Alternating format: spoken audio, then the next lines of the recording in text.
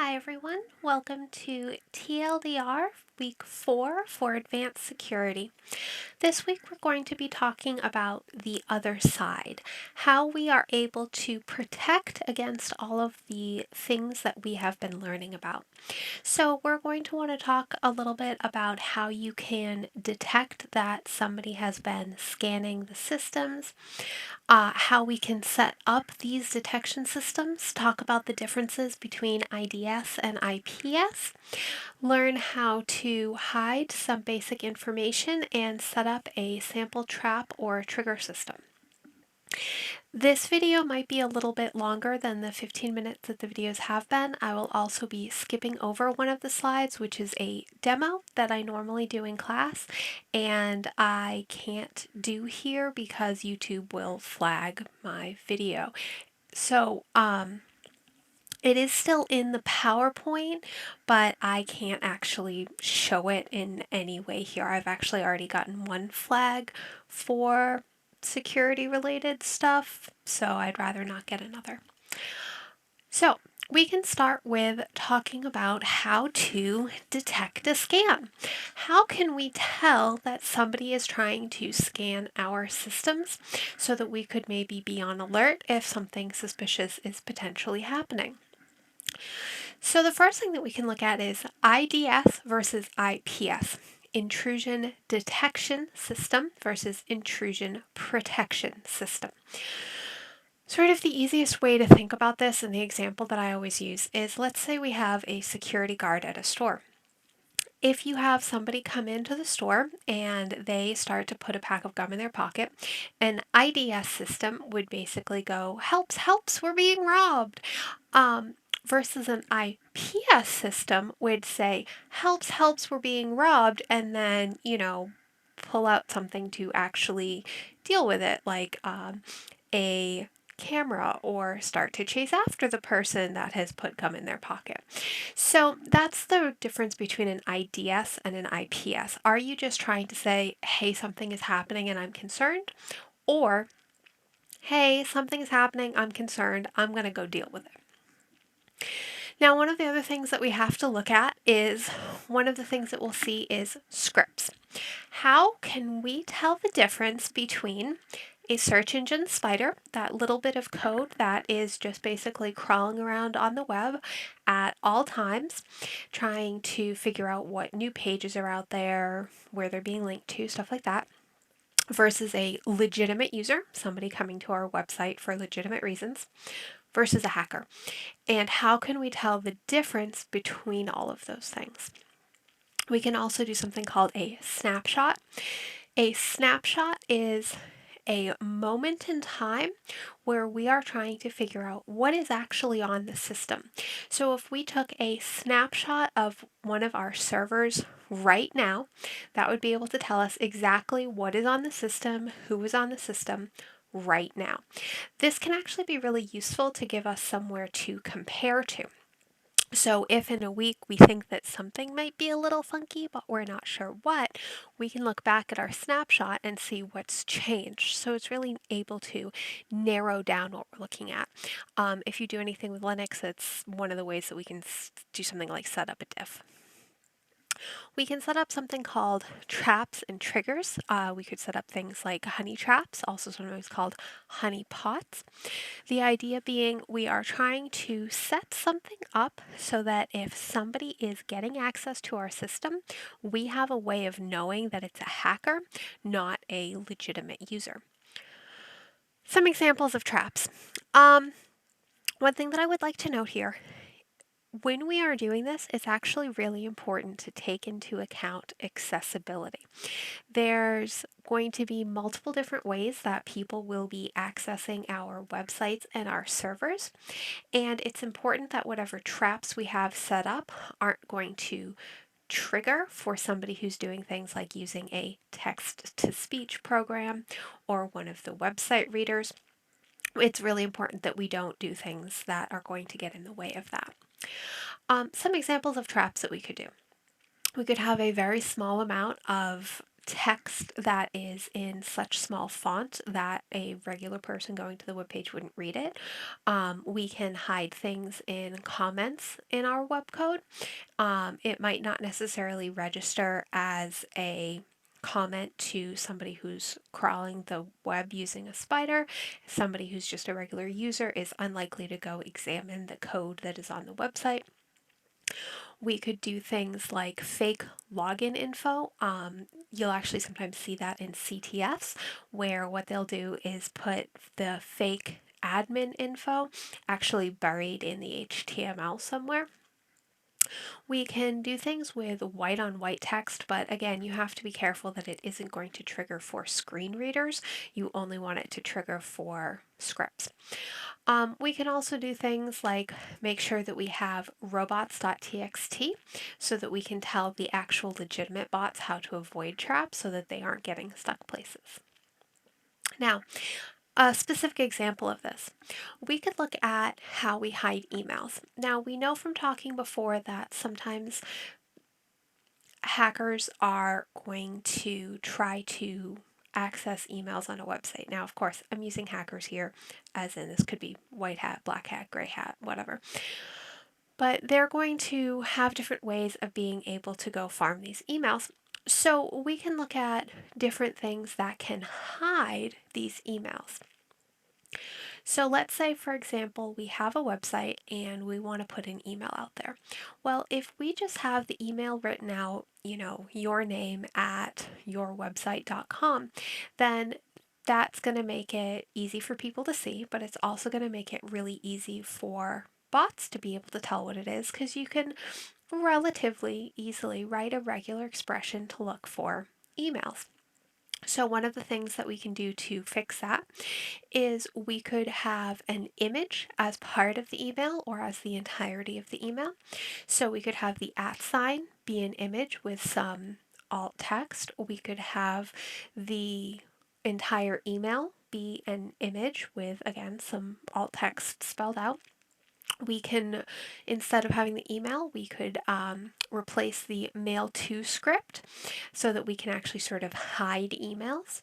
We could write out the email. So instead of having the @ symbol and a period, we would actually write dot, D-O-T, so we can spell out @ A-T, spell out dot, D-O-T, and anybody who is actually reading the web page in any form will be able to tell that that's an email, but a bot wouldn't necessarily be able to tell that. We could do things like have a CAPTCHA. So even though CAPTCHA has been kind of solved, we could do a CAPTCHA before the email is given. We could also do a contact form. This can give other issues, but we could do things like a contact form to request an email. If you have any questions, please fill out this form. We'll reach out to you. But you do want to make sure that you are keeping in mind anything that you are doing that is abnormal to what others are doing will give difficulties for accessibility websites and software, and so you need to make sure that you test it with that in mind so that we are being inclusive of everybody. Now, some other ways that we can hide information. We know emails aren't the only bit of valuable information. We can also do things like look at our naming policies. So all servers are going to have names and IP addresses. We can make it so that it's a little bit harder to guess what the server names are as one extra layer of protection. So let's say, for example, you have an email server, email03. We can probably make some educated guesses as to what the other two email servers are, whether they are hidden or not.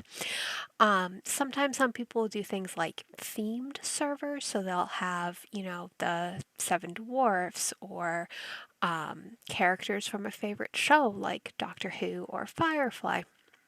But those are some things that we can do to help protect servers. And remember, none of these are do this thing and you will be completely protected. All you're trying to do is be slightly more protected. This is one way that we can sort of have an extra barrier to people taking information. We could look at things like email addresses and actually look at either using generic emails, so CEO@acmecorp.com. We could look at the naming scheme. if you have an obvious naming scheme, first name dot last name at company.com, or first letter of the first name, last name at company.com, and you publish an employee list, it's going to be very easy to generate an email list. Is that something that you're okay with? In your job descriptions, do you have a list of the products that you use? Remember, that was one of the ways that we can find out what a company is doing, because they will generally list the products that they use, the server versions that they use. If they are a Windows heavy or Linux heavy company, that's all going to be in the job postings.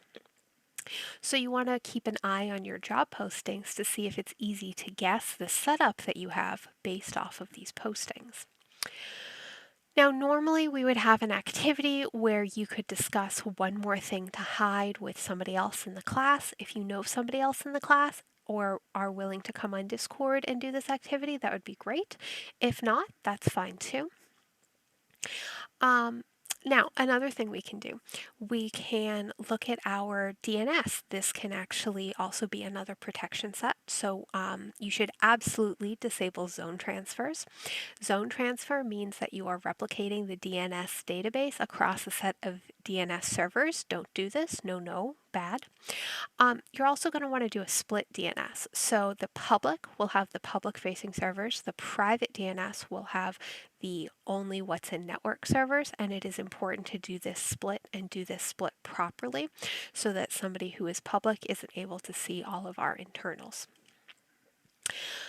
Then we can look at social engineering. So some of the things that we're going to worry about for protecting the company is the employees of the company. Wetware is always a huge vulnerability. So you want to think about, do you have training to prevent social engineering? Are your employees aware that this is a concern? And then it's actually really good to role play some examples. Unfortunately, it is super easy to find really bad examples of security training, and it's really hard to find good examples of security training. But it is important that the employees are just as behind the security measures as the security team.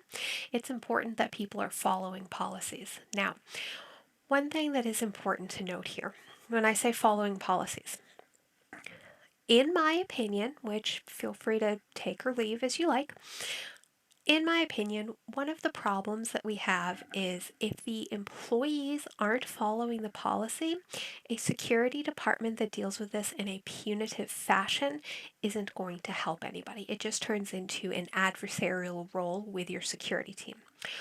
What you want to think about if you are on the security team or it's a small company and you are the security team.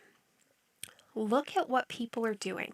If you have a policy and people aren't following the policies, think about why they're not following the policies. So, like, for example, let's say the policy is to lock your computer when you get up from your desk. Now, if people aren't following this policy, you have to look at why they're not following this policy. Is this a they forget issue, and that could be solved by adding in an automatic timeout of 10 minutes or 20 minutes so that it shuts down at the end of the day? Another thing that can sometimes happen is it's a password issue, and the reason that people aren't locking their computers is because you've required, 20 character passwords that have to be changed every 30 days, and they're really hard to memorize. And so what they're actually doing is never locking their computers because they don't like entering in those long passwords. So it's really important as to, again, my opinion, it is important to look at why they aren't following the policies rather than just getting mad at people for not following your policies. It's also important to talk to people and educate them about why you're worried about things like social engineering, why you're worried about phishing, and then give them lots and lots of examples to see. It's important to remember that not everybody is going to be as interested as you are, and it's also important to remember that they might not necessarily have the skill set that you have. For someone like us, it might be really easy and second nature to hover over a link to see where it's actually going or expand a shortened link like a bit.ly link into where it's actually supposed to go. That's not second nature to everybody. So that's something that it's worth including in your education policy. Show people how to do that. Create a video, make a document, take some screenshots, show them what they should be doing. One of the best things that you can do is make it so that what you want is actually the path of least resistance. So, the easiest thing to do is be secure. You actually have to go out of your way to be insecure. It's one of the best ways to handle it. Now, for people continued, some other, I'm gonna call them no-nos. Uh, don't use PII as authentication. Things like, your mother's maiden name and the street you grew up on are not good ways of proving that you are you. If you don't believe me, go on social media and find any of those quizzes that come around every few months. I bet your friends have taken some, and it's, 10 things you might not know about me type of thing, and it's always those security questions. You also want to think about things like mission critical systems. So, mission critical means this can't go down, like, no matter what, ever, this can't go down. A credit card company that has a credit card processing system, that credit card processing system can never go down. That's why a lot of those mainframes have been up and running since the 80s with multiple fail-safes, because they can't go down. So you want to think about what you might want to do for extra protections for those type of systems. You also want to think about educating your employees regularly and talk about what is available publicly for them regularly. This kind of ties back into not everybody knows what you know. And this is true for everybody. You know things I don't know, I know things you don't know. It's just kind of how that goes. But you want to think about talking to your employees about how to set up a Google alert. So if something concerning does come up, they know how to do that. They can keep tabs on themselves or go to something like the password checking site. It Oh, and I've completely lost it. I keep wanting to say don't pwn me, but that's not it. But like have them check their own passwords, that kind of thing. The next slide is a demo that I won't be doing. And then the next thing that we're going to talk about is a little bit more in depth: phishing, vishing, and smishing training. So, when you are training your employees, what you want to do is show lots of samples. Show samples of phishing emails from the very obvious to the very not obvious. Show them samples with spoofed emails, dangerous links, shortened links, attachments. And then you can also always offer refreshers. Send them a monthly refresher. Hey, please be aware of phishing emails. I've attached some examples. Um, some companies will do things like, we're going to send out a test this week, and then you send out a test. If anybody follows it, they're invited for more phishing training. We can do things with vishing training. So if anybody is regularly on the phone, like help desk and sales, have them role play with each other what is appropriate to share, what is not appropriate to share, and at what point should they be concerned. If you see anything with time pressure, that's usually a giveaway that they are trying to manipulate you in some way. They will manipulate you with things like threats. So, the IRS will sue you if you don't respond. Carrots, free phone if you click here. Time pressures, sale will end in 3 minutes.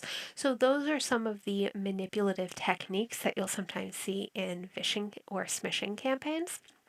And so, it's important to make sure that you educate your employees on those dark patterns as well. Now I have some examples here.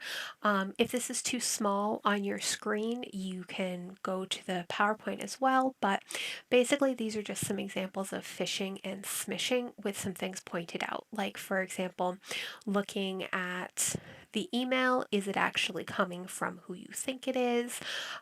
This sort of, dear shopper, click here to claim type of thing.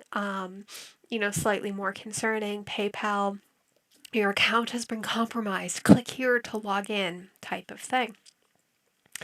So those are some examples that I found online of phishing and smishing. Now, for your company, you can talk about reducing your digital footprint. You can think about what the employees are saying online. If they have private social media, what are they sharing? Does your company have a policy on sharing information? If they don't, should they? Um, are you deleting or archiving anything? So if you have, let's say, job postings that are happening, are you deleting the old ones? Are you archiving them? Are they still available? Are you linking to old accounts? Do you have old info out there? And you want to think about the breadcrumbs or the little tidbits of information that might seem harmless, but can potentially lead to a bigger picture that can be concerning. So, as of I think I got this in 2020. 20% share home addresses online. 14% of people mention mother's maiden name. 29% of people share their phone number online. So those are bits of information that you probably don't want to share. The next activity that, again, we're normally doing class, go look up yourself. What alerts do you have set up for yourself? For you, what is your digital footprint? I would urge you, don't just Google your name and call it good. Think about going through, like, for example, the OSINT or, switch with a friend and go through each other's and see what's out there about you. Better to know. Now, then we can look at system hardening. So, system hardening is where we are starting to protect the systems, not just educate employees, for how to fix what was being attacked. So we can do things like looking at ports. What's open? Do they still need to be opened? Can we close them? We can look at services. Do you still need this service? If you used to have a website that had a bunch of PHP on there and you don't do that anymore because you use something else now, get rid of the PHP. The more stuff that you have installed is the more vulnerabilities you have. If you used to have a database, but now you've moved it and that database isn't even on that server, uninstall SQL. It's just another vulnerability. So you want to get rid of any extras that might already be out there. You also want to think about your patch cycle. So if you are going to be doing sysadmin work, how do you update? How often do you update? Do you watch the news to see if updates? How often do you audit your systems? What is your patch cycle? So for a company, how do you tell when something needs to be updated? A great example of this, I'm recording this February of 2021, and we actually had a sudo vulnerability a week ago, 2 weeks ago, and it was literally this 0 day that somebody found in sudo, so on every Linux system ever, most Mac systems, if not all as well, and it had been there for 10 years. So, that was a emergent, oh my gosh, this needs to be patched right now type of thing. But you want to think about that to make sure you are paying attention to what's out there. What's a problem? What can you, sort of do to organize this? Now, if you haven't taken Linux admin yet, you can try Linus.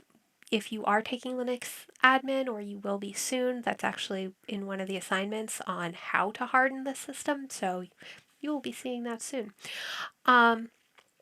We can look at our firewalls and think about how we have our firewalls set up on our systems. Again, if you're going to be taking Linux admin with me, there's a whole set of assignments on firewalls. If you want more info about firewalls, I also have a TLDR video about firewalls for Linux specifically, because I don't touch Windows, icky poo. And so you can totally go watch that if you want a more in-depth look at firewalls. And then last, and everybody's favorite, is policies and procedures. So when we are looking at our systems, we have to make sure that we are doing audits. It is important to know what you have, how long it's been there, who's in charge of it, and what it's actually doing. One of the things that you don't want is, oh yeah, that server's been on every day that I've worked for the last 15 years. No, I don't know what it does, but don't unplug it, or even worse, unplug it and see who complains. Unfortunately, I've seen both in industry and I do not recommend. We can also look at things like device management. Bring your own device. Are there rules? A lot of companies will have rules like you're not allowed to have your phone or any variety of hard drive, even, fancy cameras on the campus, so you have to put it in a locker. Some companies don't care. Bring your phones. Fun party for all. Think about your password controls. Have everything written down. I cannot emphasize this enough. Have all of your policies and procedures written down and have everybody agree to it before it turns into a problem. And then make sure that you have a backup plan. Your plan should never be a single person. Think about it like I kind of call it the hit by a bus plan. If the answer to all security questions is, oh yeah, I just have Jane do it, I have some serious concerns because what if Jane is out that day? What if Jane moves to another company? What if, what if? Have backups. Make sure multiple people know what's going on, make sure multiple people have access, and make sure that you are updating this frequently. Please let me know if you have questions.